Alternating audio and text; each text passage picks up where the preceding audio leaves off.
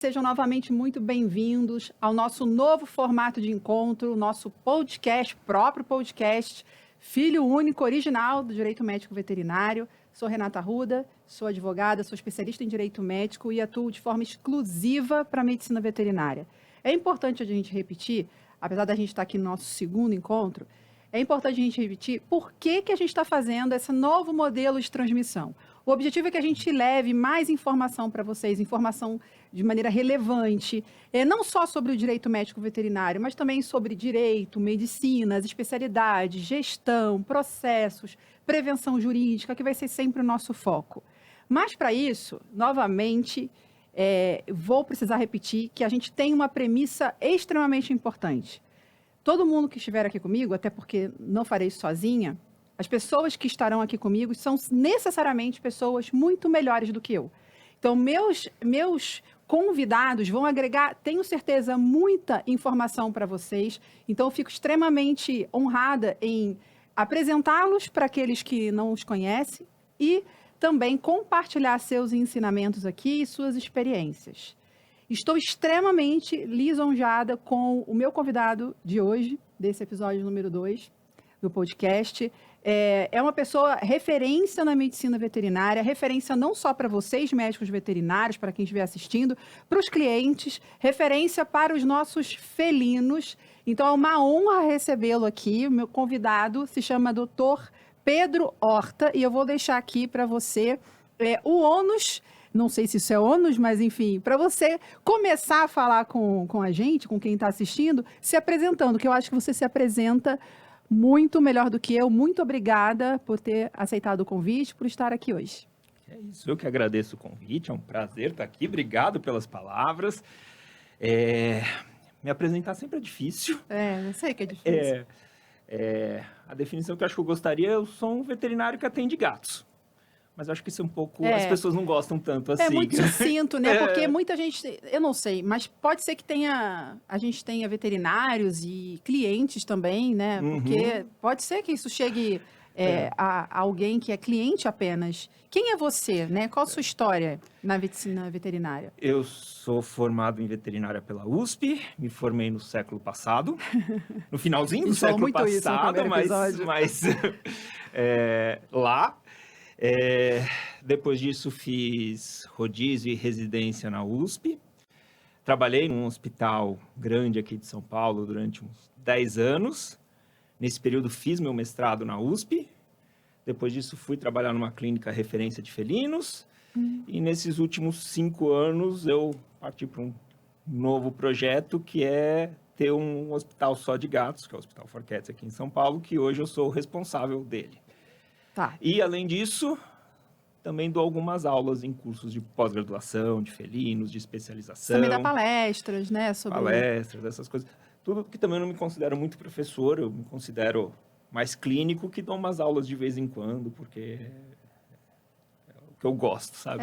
Eu ia chegar nessa pergunta, mas eu vou fazer essa pergunta lá mais para frente. Se você é mais clínico hoje ou mais gestor? Que é a mesma pergunta que eu vou fazer para a próxima convidada também, mas... É interessante depois a gente discutir isso, porque eu sei que você atua ainda bastante.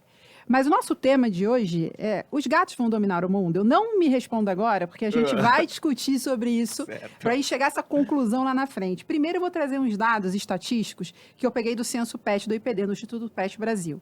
E lá diz que a gente tem um aumento expressivo, significativo dessa população felina no Brasil. E esse número é 6%, ele é expressivo, 6% de crescimento entre os anos 2020 e 2021. Acredito até que, por causa da pandemia, esse cenário tenha também sido bastante expressivo. Além disso, eu vou me permitir ler para vocês entenderem aqui que nos últimos anos, até para o Dr. Pedro se situar no que eu estou querendo dizer, a população de gatos em lares domésticos no país subiu 25,6 milhões em 2020 e para 27,100 milhões agora, depois de 2021. Também há uma estimativa de provável crescimento médio anual de 2,5% entre os felinos.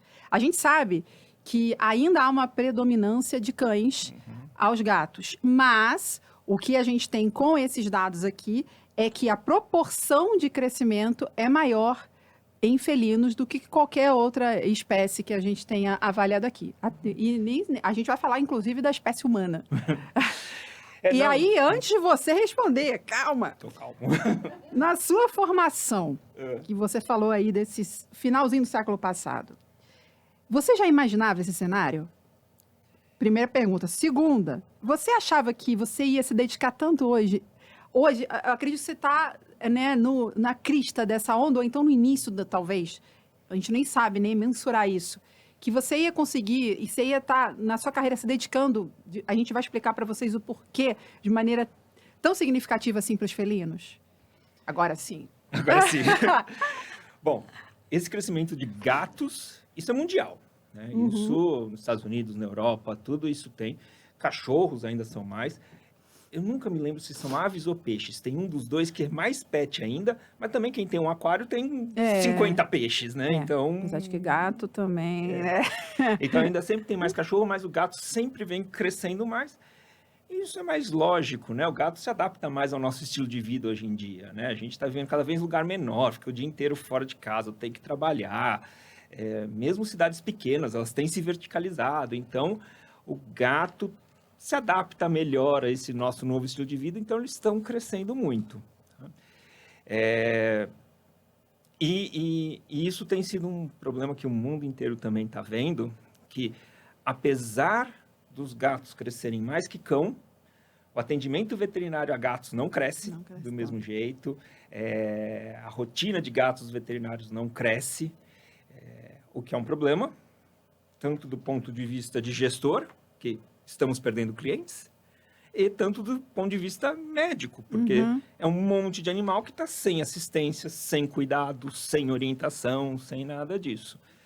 Tanto que, agora, um programa da Associação Americana de Medicina Felina, que é o Cat Friendly Practice, fez 10 anos, e ele surgiu para isso, para trazer o gato para o veterinário, né? Que é uma coisa que todo mundo está vendo. Mas esse motivo, te interrompendo, Sim.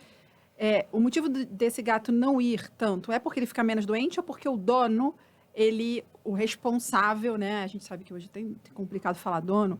Esse responsável, ele não se sente confortável em tirar o felino de casa pelas características do gato. Nem o gato não gosta de sair. Por que será? Tem vários motivos. Um é uma ideia antiga que a gente usava há muito tempo atrás. Eu falava, inclusive, agora eu odeio ela, que gato é fácil de cuidar, que gato não tem problema, que gato não tem doença, que o gato não precisa de muita atenção. Não ser o veterinário. E o gato esconde a doença, o gato esconde tudo. Então, tem uma percepção disso. Outra percepção que o gato fica menos doente, que também não é verdade. E o que alguns trabalhos, até alguns estudos brasileiros, mostram é o medo do responsável da família levar esse animal para o veterinário. Coisas que são muito humanização, que o gato não tem, que ele vai ficar com raiva de mim, que ele vai ficar com triste, que isso não, mas que ele vai sofrer, que ele vai se estressar, que vai ter o veterinário que vai causar dor, vai causar desconforto, vai causar estresse no animal, e que, infelizmente, ainda Pode acontecer. Acontece. Então, não é um medo infundado? Não é um medo totalmente infundado. É uma coisa que já vem sendo trabalhada aí de forma agressiva pela Sociedade Americana de Felinos há 10 anos. E a gente tem trabalhado também muito para tentar melhorar isso, mas não deixa de ser um medo real. E aproveitando esse gancho, então, você que hoje é responsável pelo Hospital Veterinário For Cats, e que é um hospital, para quem não conhece, é aqui localizado em São Paulo, exclusivo para atendimento de felinos. E esse hospital tem 5 anos, não é isso? 5 anos. 5 anos. E vocês estão, né? Eu digo sempre porque vocês têm uma equipe, né? Então, vocês estão levantando, quase abrindo uma segunda unidade agora, previsão para março, né? Março, esse mês, se Deus quiser, março. Se tudo der certo. Se tudo der certo, em março. Então, novamente, acho que você me responde, talvez você saiba melhor do que eu. É primeiro hospital que tem uma segunda unidade exclusiva para felinos no país. Sim, sim. O Hospital Forquetes foi o primeiro hospital só para gatos. Depois a gente tem outros? Depois apareceram outros, em outras regiões do país, inclusive. Que eu saiba que vai fazer uma segunda unidade, o hospital é o primeiro. Então, 2 hospitais, né? Uhum. O mesmo nome, né? Sim. E até, assim, você acha que isso é reflexo dessa necessidade, pegando o gancho do que você falou, do que a gente já tem lá nos Estados Unidos e a gente ainda não tem no Brasil, é reflexo dessa necessidade que a gente precisa de cada vez mais ter serviços especializados para os felinos? Você vê essa demanda acontecer? Eu vejo essa demanda, tanto que todo o movimento, tudo que vem acontecendo, não só no hospital, né, com quem trabalha com felinos, mostra isso, né? Os tutores, proprietários, enfim, estão percebendo a importância disso. Os veterinários também, né? Esses veterinários generalistas, clínicos gerais, estão entendendo que trabalhar com gente especializada, do mesmo jeito tem o cardiologista, o dermatologista, tem o especialista de felinos, também é uma coisa que traz benefício para o paciente, né? Então, eu acho que esse é um caminho que a veterinária tipo, está natural, sentindo. do percurso do que você vivenciou nessa tua trajetória. E eu vejo que tem crescido muito, né? Quando você vai falar lá no hospital com os mais velhos, os diretores, coordenadores, eu acho que quase nenhum entrou na veterinária pensando em trabalhar com gatos, né? Eu entrei para trabalhar com cachorro. A Renata com cavalo. Com cavalo. O grande nome da medicina felina, o Valdo, é trabalhar com galinhas. Que interessante. Então, todo mundo é assim, porque gato não era uma coisa assim. Hoje em dia, tem gente que entra na veterinária querendo trabalhar com gatos, faz a faculdade inteira para trabalhar com gatos, se forma já querendo trabalhar com gatos. É um novo universo, né? É um novo universo. E o gatos vem com tudo, né? Quando sou convidado para dar essas palestras em congressos, essas coisas, a sala de felinos é lotada. Tem alguns congressos que eu até tiro, sabe? Tem alguns congressos que agora eu gosto de botar um monte de sala junto, tudo com foninho de ouvido. Então, fica todas as salas misturadas. A de felinos está lá lotada. Eu estive numa agora, na Confel, aí vocês estavam. Uhum. E eram 2.500 pessoas. Eu fiquei impressionada. E, inclusive, isso foi um debate lá. Os gatos vão dominar o mundo, porque os veterinários estão todos aqui. E no meu tempo, mesmo durante o curso da veterinária, gato era um detalhezinho, né? O professor vinha, falava 1h30 sobre artrose. E antes de ir embora da sala, falava assim, gato também tem artrose. E saía da sala. Sabe? Não tinha não tinha esse aula só de gato, com a doença de gato. Gente, é tudo muito novo, né? É tudo muito novo. Ainda bem. Ainda bem. E dentro desse novo, eu vejo que é uma preocupação importante que você tem lá como responsável pela Forquetes na contratação de pessoas também especializadas no atendimento de felinos. A minha dúvida é uma dúvida de uma pessoa leiga mesmo, que talvez seja alguém que esteja assistindo ou alguém que esteja começando. São 5 anos de Forquetes. A que você atribui, logicamente, que a capacidade técnica da sua equipe é um fator importante. Além disso, para esse crescimento expressivo que o hospital teve, para você ter essa demanda por uma segunda unidade? Difícil, né? Nossa Senhora! eu já ia meter sorte e isso, pronto. Sorte não é, né? Então, meu terapeuta ia ficar bravo comigo, né? Com certeza. Deixa eu mandar para ele esse podcast. Assim, é uma coisa muito trabalhosa, né? O fato da gente estar num ambiente que é só para gato, isso ajuda muito, né? Porque o que eu converso com outras pessoas é que às vezes é difícil você juntar um monte de gente que está lá com interesse real por uma espécie. Entendi. Né? Então, eu vejo nesses outros hospitais, tem lugares que são super legais, que fazem atendimento de cão e gato e tratam o gato super bem, mas eu vejo muita gente sofrendo nesses lugares mistos, falando, aqui tem que ter uma sala que só gato entra. Ou tem que dar tempo para o gato não se estressar. E sempre tem aquela coisa, mas gato é uma frescura, né? Nossa, como é chato atender gato, como é difícil atender gato, como esses gateiros ficam inventando modinha, né? Que senão tem que sempre entrar no mundo zen para entender o gato. E lá o universo já é preparado. Já é preparado para isso. Então, enquanto muitas vezes a gente reclama falando que a gente precisa ter toalha com feromônio para o gato ficar tranquilinho. E as pessoas falam, nossa, que frescura. Você chega com um negócio desse... Já tá o olha, padrão. tem um trabalho aqui que música clássica acalma o gato. Vamos botar na internação? Todo mundo fala, vamos, que legal, vamos tentar. Então, facilita. Né? Tá.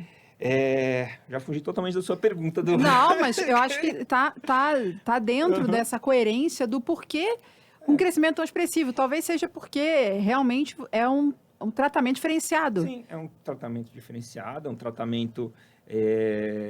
Além de ser novo, né? Focado, novo, que a gente tenta oferecer a melhor medicina possível, tá?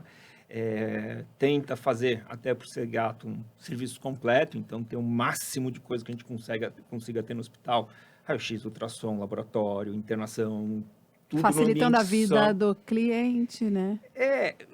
Facilita a vida do cliente. E do gato. Esse é o ponto. O gato sai uma vez só, a gente tenta fazer o máximo possível de coisas numa saída só, Lógico. Volta para casa, tenta ao máximo diminuir o estresse, máximo diminuir essas complicações para conseguir oferecer um serviço de qualidade melhor para eles. Então... E você não vai escapar da questão polêmica, né? Porque quem senta aqui, quando a gente debate, quando a gente vai para a live, sempre vai ter um assunto polêmico e quando a gente fala de risco jurídico, isso, em geral, isso gera um pouco de polêmica. Uhum. Então, levando agora para o meu lado, que a gente fala sempre muito dessa questão preventiva, de risco jurídico, você que está atuando desde o final do século passado, vou usar esse século passado agora até o final. Não é? O século passado. Você conheceu o cliente do século passado. Uhum. O que mudou para esse cliente de hoje? E mais, o que mudou para o cliente que você atende? Que já é um outro cliente. Sim. Que não é só o cliente que mudou pelas circunstâncias que já mudaria em 15 anos, né? Uhum. Mas o que mudou desse perfil do século passado para o de hoje e para o que você atende? Uhum. Pensando no risco jurídico. Porque a gente sabe que as pessoas estão mais difíceis, a gente sabe que as pessoas estão mais intolerantes. E o que você consegue perceber de diferença e que você consegue administrar aí muito bem? Mudou muito, né? O mundo mudou muito, né? Quando eu comecei a trabalhar, não existia WhatsApp, né? A gente já tinha celular, mas não tinha WhatsApp. Era um mundo... No primeiro podcast... Não, foi agora. A gente falou de páginas amarelas. Nossa. Não, vai ser no terceiro, para vocês verem. A gente da época das páginas amarelas. Sim. E era um mundo que era muito mais tranquilo para todo mundo, porque você acabava de atender às 6 da tarde e só ia pensar... Ninguém te achava. Ninguém me achava, nada, né? No final de semana livre, era final de semana livre.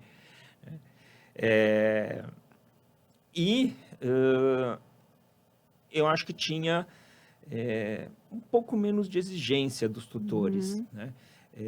Eu acho que com a agilidade que essas tecnologias trouxeram, que faz a gente trabalhar muito mais, mensagem instantânea, rede social, tudo isso conseguem te contactar muito mais fácil. Isso gera nas pessoas impaciência, né? Imediatismo, né? Tudo é urgente, tudo é importante. E torna as pessoas muito mais reativas, né? Elas exageram na reação. Isso dificulta um pouco mais. Tem alguma diferença para o tutor de felinos ou ele é exatamente a mesma... Não é o tutor, não é o responsável pelo felino, mas é o cliente que busca o serviço especializado. Ele talvez seja mais exigente? Então, tem uma fama entre veterinários que dono de gato sempre é o mais complicado, mais exigente. Eu sou dona de gato, então eu posso falar por mim, né? Então... E tem uns trabalhos que mostram uma marca de ração, ela que tem, todas essas rações têm textos sobre doenças, eles me deram uma estatística de quanto tempo cada pessoa ficava numa página. as páginas de gato, Sensacional. as pessoas ficam muito mais tempo. Então, os donos de gato Estudam. leem realmente o que está escrito lá. Que e interessante. os cachorros devem ler o título e acabou. Tadinho do cachorro. Então, eles são muito mais exigentes, né? O que muita gente acha que é Talvez mais informado. mais informados, ficam se pegando mais a detalhes, né? O que pode dar um pouco mais de trabalho para lidar com eles. Já Não de conheceu o perfil, trabalho, né? eles exigem um É. pouco mais, Tem que estar preparado para isso, né? mas, por outro lado, essas pessoas são que têm o maior interesse em cuidar do gato. São essas pessoas que mais aderem a tratamento, Que é o que menos vocês desistem querem. deles. São as pessoas mais adeptas a fazer exames controles, a fazer check-up só para saber se está tudo bem, o que a gente sabe que acaba melhorando a saúde deles. Então, E, logicamente, o risco jurídico também. também. Porque se dá tudo certo, a gente não tem Aham. problema. Sim. E em relação especificamente ao hospital que eu faço hoje, daí já mudou um cliente, né? Isso aí. Porque geralmente quem procura hospital, serviços mais especializados, ou é as pessoas que já são mais exigentes, que querem um cuidado melhor e mais específico, ou são aqueles gatos que não estão indo bem e acabam indo para lá. Então, a nossa Já passaram, rotina- é normal já ter passado em outros estabelecimentos e vai lá como último recurso. último recurso, ou para as coisas complicadas, Sim. né? A gente tem vários clientes que falam assim, vacina, quando tá com otite, precisa. coisinha, eu resolvo. Quando a coisa complica, Entendi. então nossa vida hoje em dia é caso complexo, doença crônica, várias doenças juntas, é o que a gente faz. O que gera mais problema, mais ansiedade, é o que gera muita perda de animal. né? Exatamente. Então, São os casos mais complexos e, portanto, com um risco jurídico Uhum. maior. Mas vocês conseguem equalizar isso, né? e o que eu acho assim, para mim, um serviço de qualidade é quando a gente consegue superar a expectativa de cliente. Né? Quando a gente supera isso, é que ele acha que é um serviço excelente. Quando um cliente vai num hospital especializado, caro, de renome, etc., ele já vai com a expectativa Tudo lá em muito cima. alta. Né? Então, se você não, pelo menos, igualar essa expectativa dele, superar é difícil, mas se não conseguir igualar e entregar um pouquinho abaixo, já é um motivo de insatisfação. Sim. Né? E hoje em dia, de novo, todo mundo muito reativo. Já Fácil ficar insatisfeito, é né? fácil ficar insatisfeito, é muito fácil processar, nem tanto, mas ameaçar processar, ameaçar redes sociais. Processar também, né? É fácil também. É que... Bom, É, daí... Ainda bem, né? Ainda bem que eu não tenho essa experiência, com isso eu não sei lidar muito Mas bem. isso foi uma das perguntas do podcast 1, é fácil processar. Então, por isso que a gente tem que trabalhar mesmo ciente de que há uma exigência maior mesmo Sim. e estar preparado para essa exigência, essa demanda exigente. E eu acho que uma coisa que evita muito esses problemas é uma boa comunicação. Sem dúvida nenhuma. De novo, você sabe muito mais do que isso, mas às vezes eu fico achando que muitas vezes esses processos, essas reclamações, essas insatisfações, às vezes não é nem tanto a parte técnica, é mais da assessoria, A falta de cuidado do todo, que o cliente não tem a percepção técnica Sim, mesmo. sim. É muito interessante isso, que ele não tem, ele está falando pelo animal, né? Sim. E se a gente vem com uma atitude de ficar contra o dono do gato e ficar falando mal, e que ele é chato, onde está o problema, né? E essa questão de rotular é muito complicada, sim. né? E aí, nesse trabalho especializado, deve ser comum você receber o cliente exigente e o cliente que percebe a diferença. Uhum. É normal eles verbalizarem isso? Nossa, eu não sabia disso. Nossa, eu desconhecia que precisava desse cuidado. E aí rola uma comparação. É normal isso hoje? Porque, assim, pelo pouco que eu conheci dos ensinamentos que vocês me trouxeram, eu vejo efetivamente muita coisa nova, assim, que não busquei, não sabia efetivamente. Então, isso para quem está vivendo lá também pode ser um fator importante deles compararem e virem que, poxa, é importante ter um serviço especializado. Sim. Obviamente existe, né? Não é o mais comum, né? A gente tem uma preocupação muito grande lá no hospital de querer valorizar a veterinária como um todo. Ser veterinário não é fácil, né? Sem dúvida. Eu acho que é uma das melhores profissões do mundo, mas não é fácil, tá? E principalmente aquele veterinário que trabalha em clínicas pequenas, generalista, que eu sempre acho que é um grande herói. É difícil ele, às vezes, se manter tão atualizado em tudo que tem, né? Faz tudo. Então, essas comparações muitas vezes existem, mas a gente nunca incentiva, nunca pode... Transparecer que o colega não sabia, o colega negligenciou. Uhum. Mas eu acho que a comparação é mais no sentido de coisas que não geram tanto problema, não teriam tanta repercussão negativa do ponto de vista jurídico. Uhum.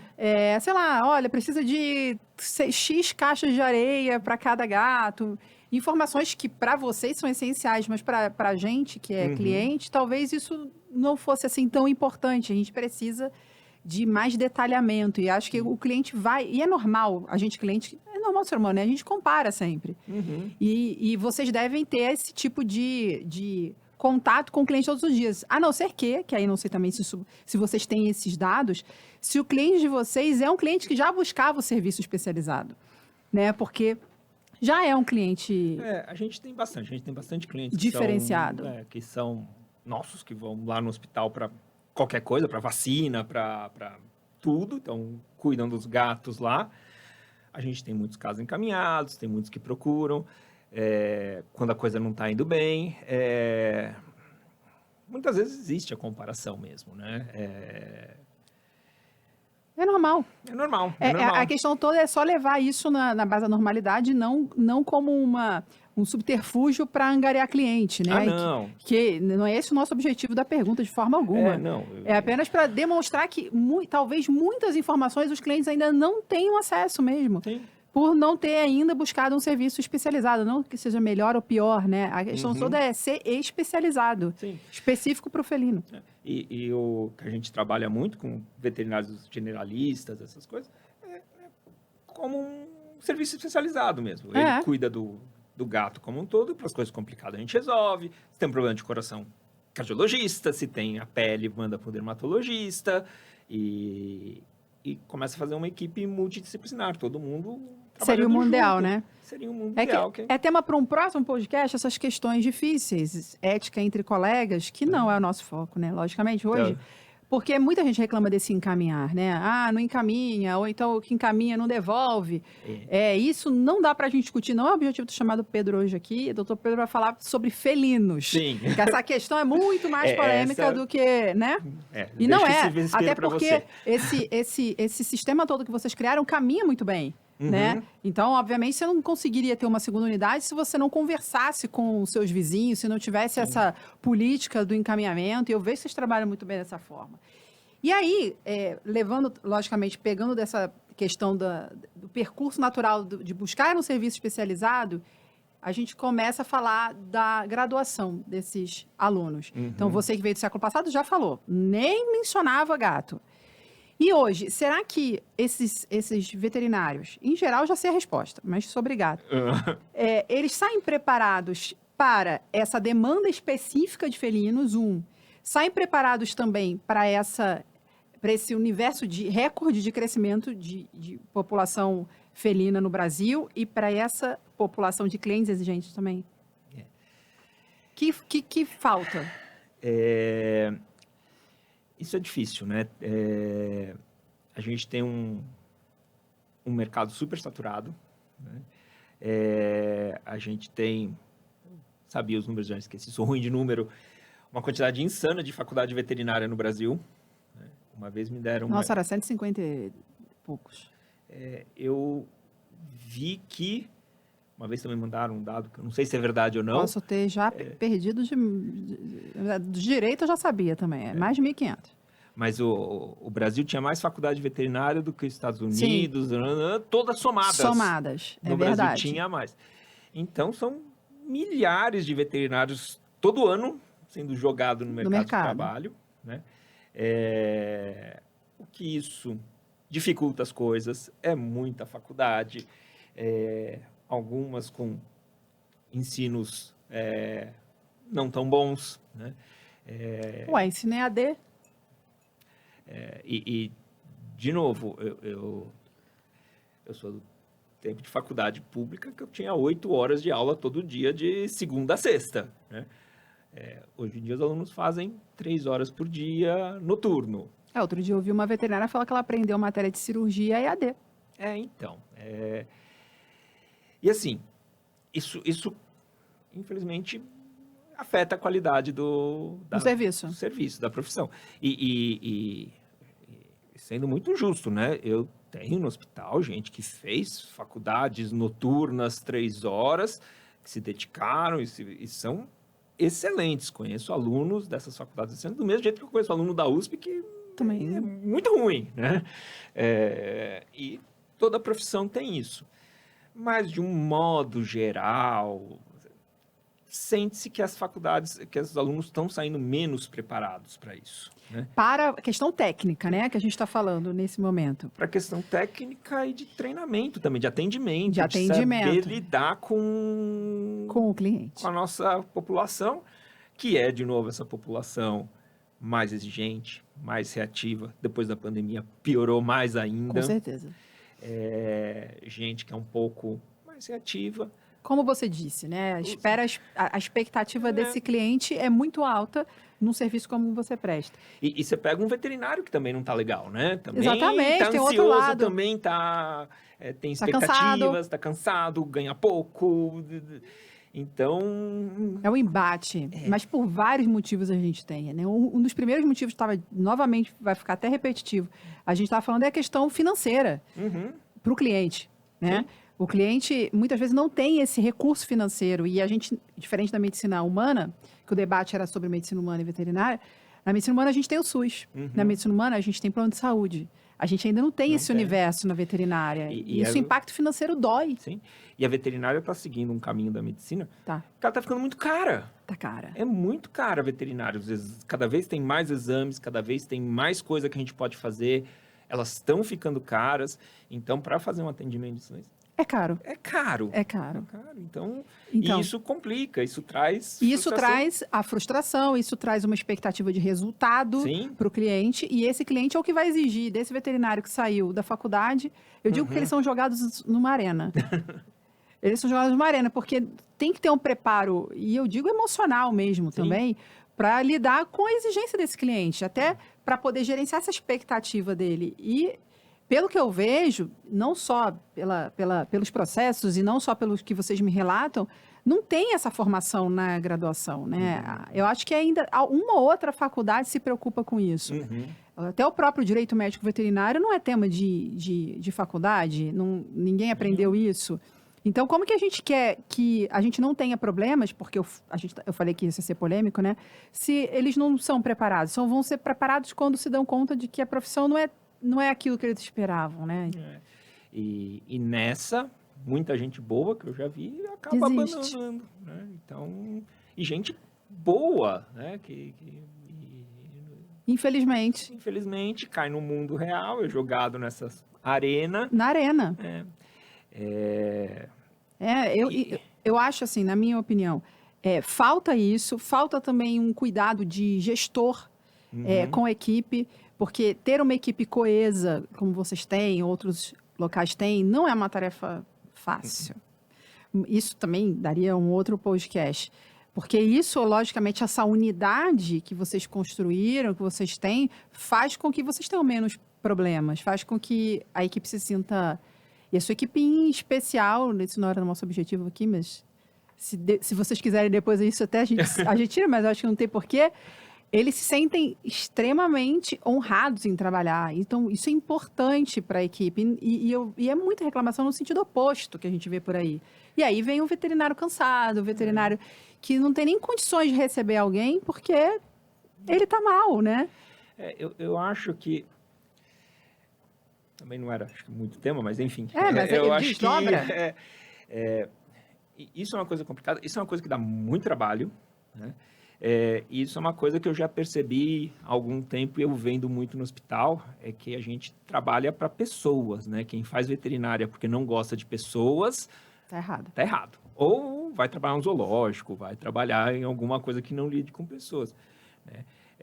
A gente trabalha com pessoas, para pessoas, né? Então, quando o veterinário decide que vai fazer atendimento ao público, ele tem que atender o público, né? Uhum.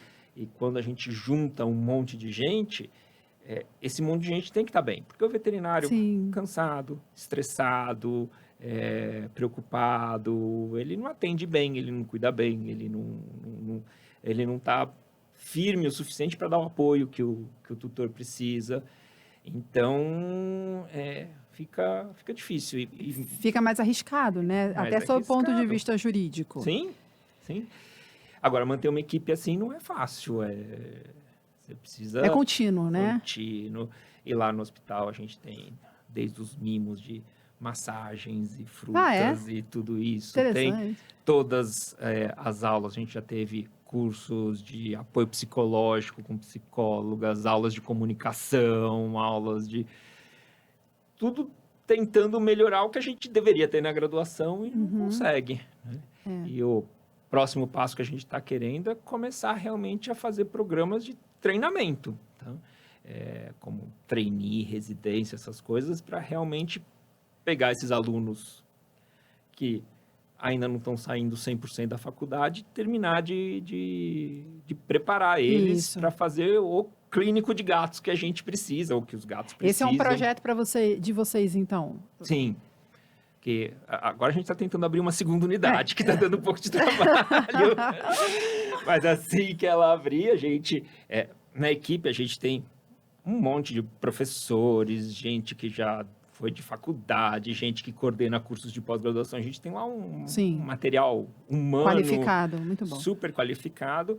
Então, é uma coisa que com pouco trabalho, quem sabe a gente consiga começar a fazer algum programa de treinamento, alguma coisa assim, numa dessas de querer melhorar essas pessoas, esses veterinários, ou para ser absorvido pelo hospital, ou para sair por aí e ajudar gato e a melhorar o tratamento do gato. E você você hoje como referência aí para muita gente a respeito de felinos, muitos veterinários. Você já respondeu isso para mim, mas eu acho que é legal deixar isso bem claro, porque muita gente realmente está insatisfeita com a profissão. E ainda, quando eu falo, é aquilo que a gente conversa algumas vezes, né?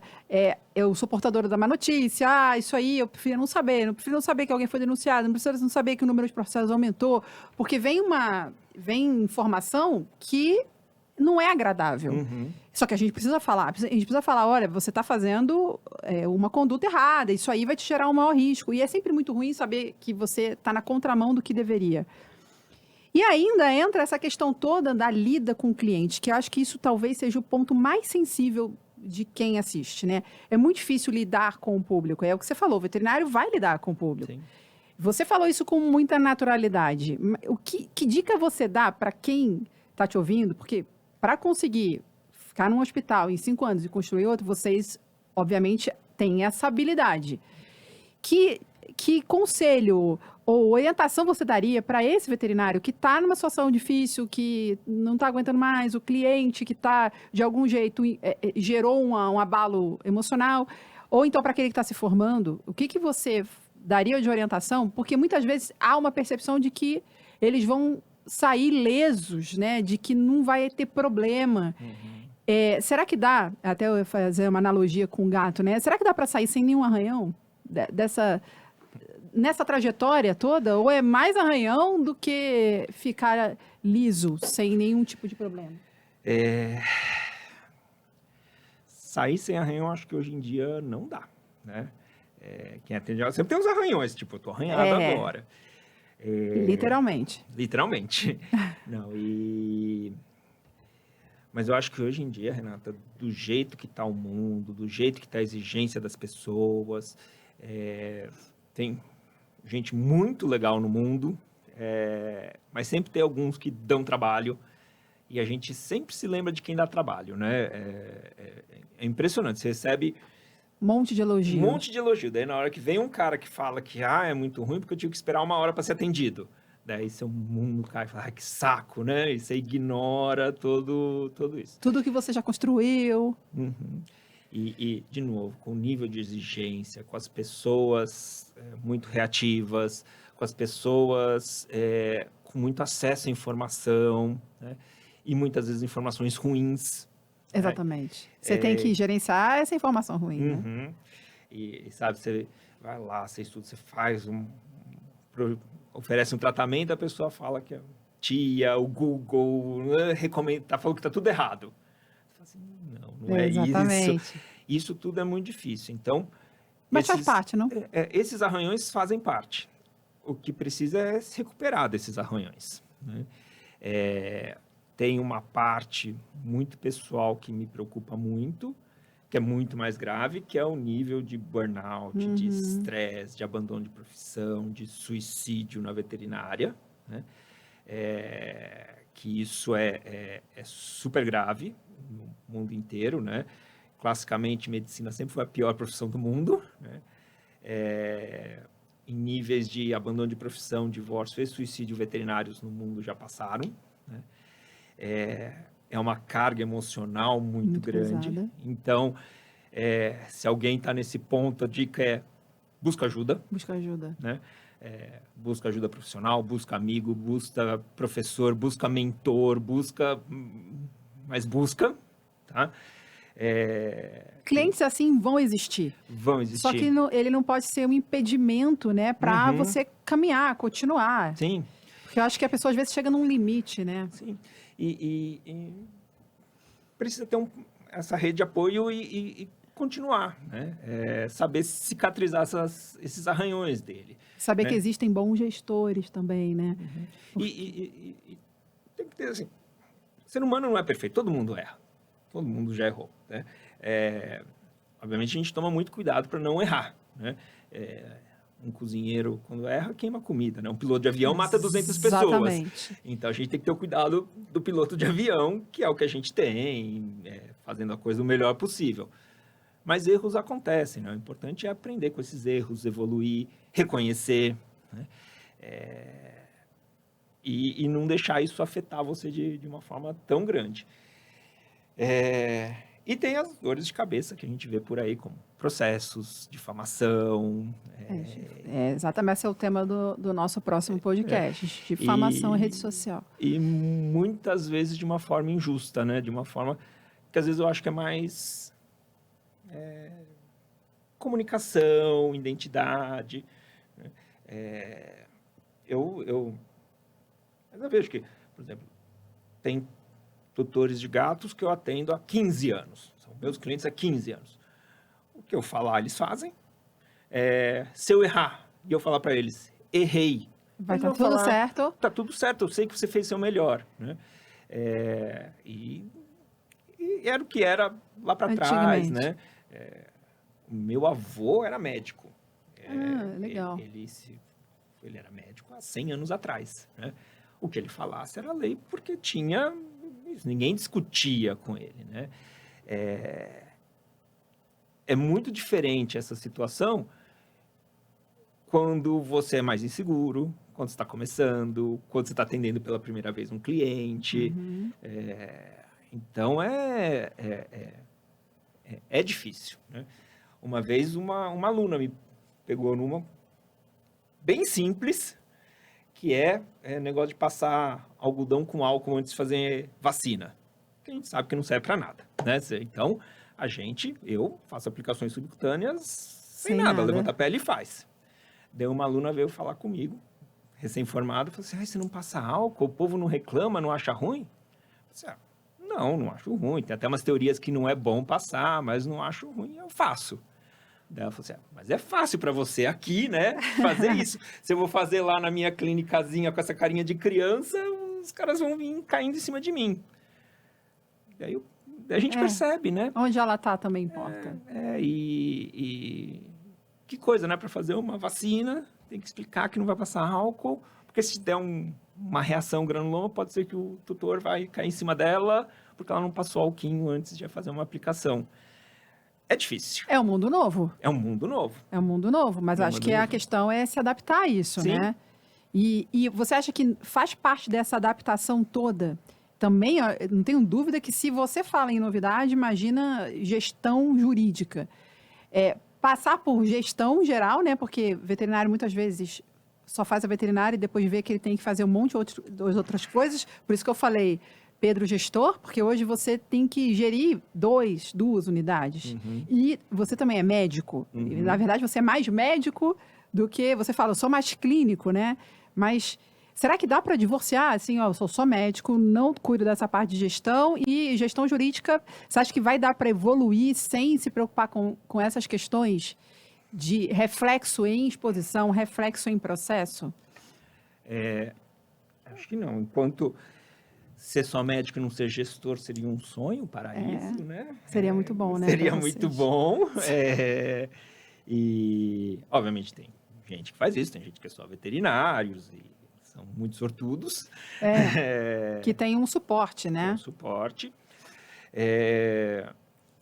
Mas eu acho que a coisa tem que caminhar junto, né? E eu acho que essa proteção jurídica vem junto com uma proteção geral, né? Que deveria ser tudo junto, na verdade, né? Então você tem que, do mesmo jeito que o tratamento que você vai prescrever, tem que estar respaldado em algum trabalho, algum artigo, tá publicado em um lugar, porque se vierem cair em cima de você e falar, olha, não fui eu que inventei isso, tá aqui, tá? Ou se for fazer uma coisa que não, você precisa se proteger disso.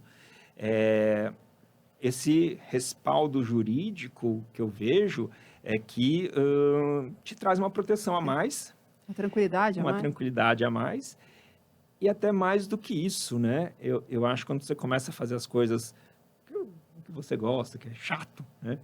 Preencher prontuário, dar termo, dar não sei o que lá, tem uma proteção jurídica, né?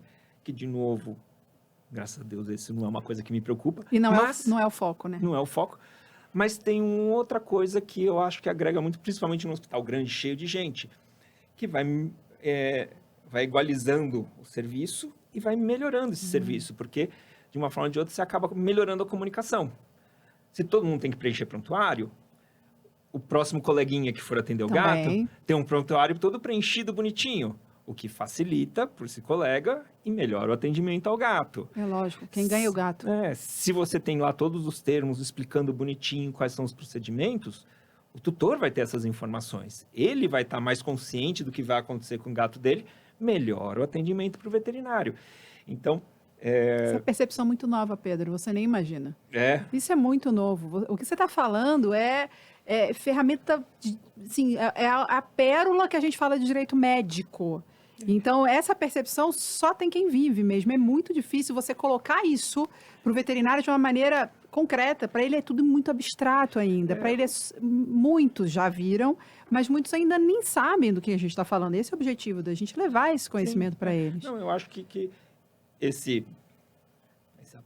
proteção jurídica, para mim, não é o que pega. É que acaba melhorando a rotina e o funcionamento do hospital.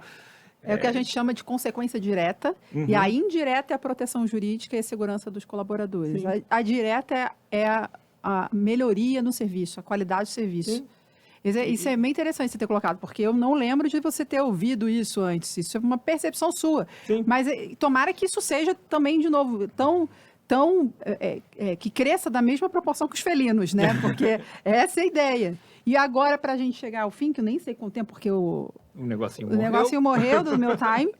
Nesse crescimento que a gente vê aí de exponencial da população felina, o que você espera para a medicina de felinos para os próximos 5 anos? E o que você espera para vocês, enquanto hospital agora, 2 hospitais, para daqui a 10 anos? Que daqui a 10 anos, não sei nem se vai existir esse podcast, mas se tiver, você vai estar na mesma data do aniversário dos 10 anos para falar.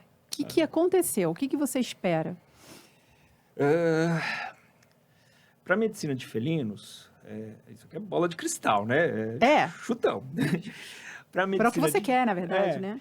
Para a medicina de felinos, eu acho que tem algumas áreas que vão crescer bastante, assim, a curto e médio prazo, né? Uma delas que eu acho que vai crescer muito é basicamente relacionada a comportamento, a estresse de felinos, que é uma coisa que a gente está começando a entender um pouco. Já sabemos coisa pra caramba, ainda estamos só arranhando, acho que uma superfície de coisa que a gente vai desvendar aí, muito importante. Então, esse papel do estresse, de comunicação, de comportamento, acho que é uma coisa que vai crescer bastante, né? Uma coisa que eu já vejo começando a acontecer, que isso estamos até tentando um pouco no hospital para ver se funciona em relação a felinos, é ter o que a gente está chamando de especialista do especialista.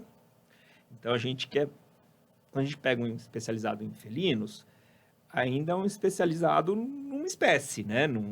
Então, é uma coisa grande. Que esse foi um dos motivos até para eu ir para felinos, né? Quando eu estava lá querendo pensar o que eu vou fazer, eu falei assim, vou virar cardiologista. Putz, vou ficar só com coração? Tá, então eu vou virar gastroenterologista. Pô, eu vou tratar só de intestino. Daí, quando você faz felinos, você trata do coração, do intestino. Então, ainda é assim, meio generalizado, né? O que eu acho que vai começar a aparecer são esses especialistas. O cardiologista de felinos, que hoje em dia a gente não tem. Que a gente faz no hospital. A gente tem nossa equipe de felinos e a gente trabalha com os outros especialistas que vão lá fazer atendimento. Então, vai lá o neurologista, que atende cão e gato, junto com o especialista de felinos, junto para atender o gato. Eu acho que a gente está vendo que vai começar a ter o endocrinologista de felinos, o dermatologista é mais difícil, mas alguns eu acho que vai vir grande. Dermatologia, endócrino, nefro, gastro, né? Oncologista de felinos. Eu acho que vai começar a ter essas especialidades dentro da especialidade. Porque a própria demanda vai aparecer nesse sentido, né? Que é um caminho que a medicina seguiu, né? E como todo movimento, acho que vai muito para um lado, né? Então, todos esses especialistas começam a ser aqueles caras que trata de rim, começa a tratar só o rim. Esquece que tem um gato ao redor deles, né? Daí tem que ter um clínico para falar, gente... Não, tem um outro lado. O rim é isso que precisa, mas é isso melhor pro gato. Então, esse é um caminho, né? Que eu acho que a medicina de felinos vai evoluir para isso, né? Pretende sair de São Paulo? Com o hospital? Sim, com o hospital. Não você indo embora, não, eu sou muito paulista. Pode ser. A gente, na verdade, o crescimento do hospital foi tudo muito orgânico, né? A gente começou, como todos esses negócios que começam meio assim, uma coisa muito pessoal, né? A gente não tinha lugares para internar nossos pacientes, que era legal, a gente resolveu fazer uma internação. Daí vimos que tinha espaço para fazer mais coisa, para fazer o hospital, fez o hospital. O hospital começou a crescer, reformou um hospital para fazer mais sala, começou a lotar, precisando de mais espaço. E o que eu acho, por exemplo, fazer a segunda unidade foi muito mais fácil, muito mais rápido fazer a primeira. Se a gente colocar isso num padrão e funcionar, eu acho que vai ficar muito mais fácil se expandir para outros lugares, mantendo o nível. Então, é possível sim. É possível sair de São Paulo. Vão precisar de mais veterinários especialistas em gatos. E aí que também está o nosso programa de treinamento. Sim. Porque, na verdade, construir um hospital é trabalhoso. Demanda de funcionário. Né? O hospital é comprar um monte de aparelho caro pra caramba, dá um trabalhão, mas é meio... mais simples da história. E o que acho que faz diferença, né, é que tudo bem, o hospital é grandão, é bonitão, é todo adaptado, mas eu acho que se tivesse uma equipe muito ruim lá dentro, os clientes não voltavam. E eu acho que se pegasse essa equipe toda unida, todo mundo trabalhando pelo bem do gato, querendo fazer o melhor pro gato, e botasse em um outro lugar, também acho que funcionaria. Então, eu acho que o mais difícil e o maior diferencial são as pessoas que estão lá dentro.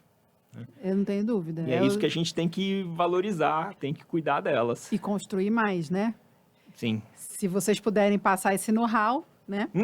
E para a gente fechar, vou lembrar que é o tal do inverno demográfico que a gente vive, né? As pessoas têm cada vez menos filhos. Menos filhos, cada vez mais, menos filhos. E quanto maior a escolaridade da mulher, menos filhos ela tem. Isso é uma realidade. E aí, na contramão, a gente tem uma população de novo, frisando isso, porque o tema é Os Gatos Vão Dominar o Mundo, né? E na contramão disso, a gente tem uma proporção, um número recorde de crescimento de felinos, essa população felina, e em 2021 foi esse recorde de 6%, enquanto no mesmo ano a gente teve a menor taxa de natalidade no Brasil em 27 anos. Então eu pergunto, daqui a quanto tempo os gatos vão dominar o mundo? Eles já não dominaram?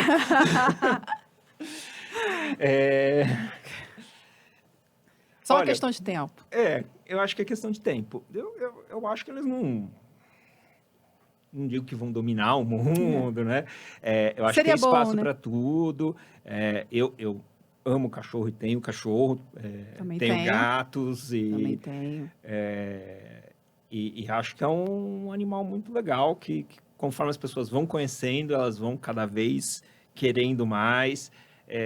A maioria das pessoas que não gostam de gato é porque nunca teve um gato também acho legal.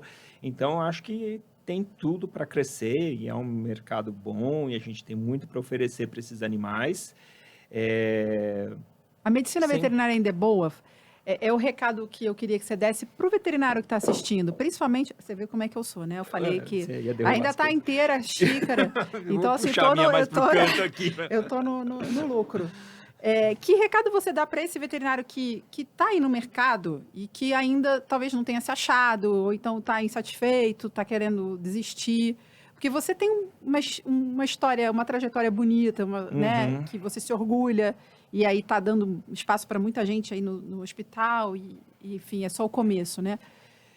Eu tenho... Um dos sócios não é veterinário lá do hospital, e ele fala, olha, veterinário é um herói. É mesmo? E eu acho que o veterinário é herói mesmo, e eu que tenho todos os privilégios do mundo, do hospital, só de gatos, para trabalhar com o que eu gosto, etc., e condições, estou nesse privilégio, mas eu sei que a vida aí não é fácil, né? E eu acho que às vezes as pessoas esquecem um pouco o que é veterinária, né? E começam a falar mal. Eu vejo muita gente falando mal de veterinária. Acho que isso gera uma energia que não é legal, gera um movimento que não é legal, né? Quando eu paro para pensar na veterinária, todos os meus amigos são veterinários. Minha esposa e minhas filhas vieram por causa da veterinária. Minha profissão aqui, isso aqui, tudo é por causa da veterinária. Então, eu acho que é uma das melhores profissões do mundo, né? Às vezes as pessoas precisam lembrar um pouco por que elas foram para a veterinária, né? Lá no começo. Não é fácil. Mas dá para buscar ajuda, né? Dá para buscar ajuda, dá para estudar, correr atrás, se especializar, que é uma coisa que... Acho que é uma necessidade hoje. Que hoje em dia é uma coisa que faz diferença. E a gente vê muita gente indo atrás disso. Tem saída, né? Tem saída. Né? E o mercado é bom, é uma profissão linda, pelo menos esse é um dos motivos pelos quais eu só trabalho para a medicina veterinária, então eu sou a grande incentivadora, por mais que muitas vezes as informações não sejam boas. Mas a gente precisa passar, porque a gente também aprende com o erro dos outros. Então, é necessário, até por efeito pedagógico. Mas isso não significa desincentivo. Pelo contrário, é para que isso só agregue para vocês. E esse é o objetivo de você estar aqui, né? Tanto no veterinário, a gente mais passa notícias ruins do que notícias boas para os nossos clientes, parte, né? Mas a gente vai lá, não é só para mostrar o lado ruim, né? Tem isso que é ruim, mas temos coisas a fazer aqui, como você faz, né? Tem coisas para melhorar. É muito interessante que você acabou de fazer um combo com o que o meu sócio estava aqui, o advogado Marcos Couto, que advoga para a medicina humana, falando que hoje em dia as pessoas, para fechar, ele amarrou muito bem o Pedro, sem saber. Ele estava falando que as pessoas têm hoje um hábito de só falarem aquilo que as outras pessoas querem ouvir. Então, até o próprio médico muitas vezes deixa de falar porque o paciente... Você acabou de falar isso. A gente também tem que falar, dar informações que também nem sempre são agradáveis. Então, isso faz parte da profissão e a gente tem que... E só saber fazer isso, saber que isso tudo aí é o exercício da profissão, que a gente não consegue fazer sem passar por essas fases. Eu brinco na minha família, às vezes, quando tem que falar alguma coisa, eu falo assim, gente, deixa comigo, notícia ruim eu dou todo dia. Eu sou super treinado em falar coisas ruins para as pessoas boas. Então, é minha vida. Tem que aprender a se comunicar. Talvez seja um outro recurso que precise buscar, né? Muito. né? Muito. Olha, Pedro, eu quero muito agradecer pelo você ter disponibilizado seu tempo. Eu sei que a sua agenda é cheia. Então, agradecer também toda a sua equipe por ter deixado você vir. Em breve também quero recebê-los. Essa seria uma nova proposta para a gente ouvir o lado de quem está lá também. Então, fica aqui o convite. Muito obrigada. Eu acho que agregou demais. Pelo menos se eu fosse do veterinário, eu ia querer ouvir. A gente tem que ouvir quem está um pouquinho à frente, já está vivendo uma experiência diferente. Eu e a minha mão, né? Então... Novamente, muito obrigada por estar aqui. Ficam as portas abertas para que você retorne. Você ou sua equipe, ou quem vocês quiserem colocar aqui. À disposição. Foi um prazer. Obrigado de novo pelas palavras. Muito gentil. Foi um prazer estar aqui. Obrigada. Gostei muito e me diverti bastante. Interessante isso. Volte sempre, gente. Muito obrigada e assistam o próximo episódio.